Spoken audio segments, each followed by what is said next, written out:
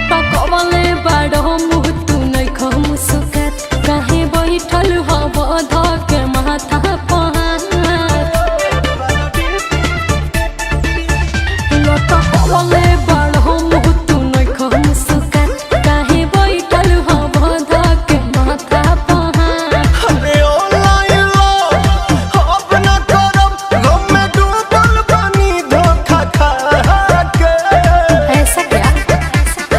मुझे एक मुझे एक भौजी ने लूटा रे कुंवर वाला डीपी लगा के मुझे एक भौजी ने लूटा रे कुंवर वाला डीपी लगा के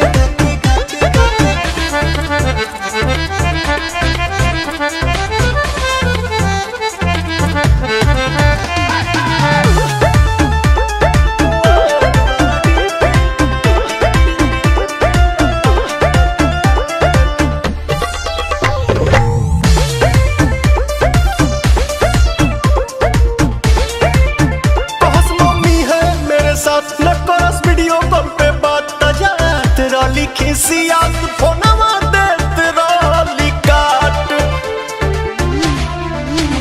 तोहरा मिलल बा तोहरे ही करनी के फल बाड़ो हमके तड़ पहले तू कहले रहा अच्छा नहीं बनल आशिक होता बड़ी तकलीफ गइली सबक गो जब सिखा के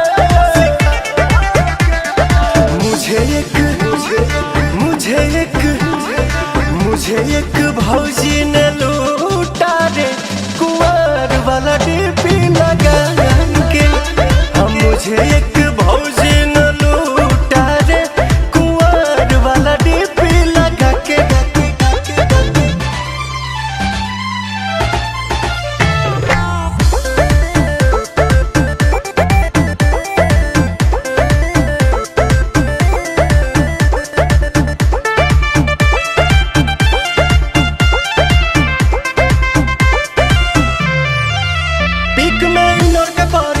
बुराई कैसे करी तसैया वाला होके कैली धोखा धड़ी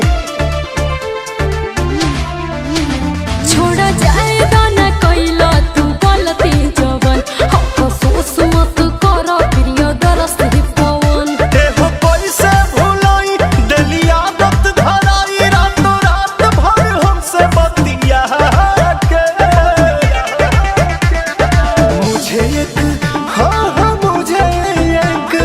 मुझे एक भौजी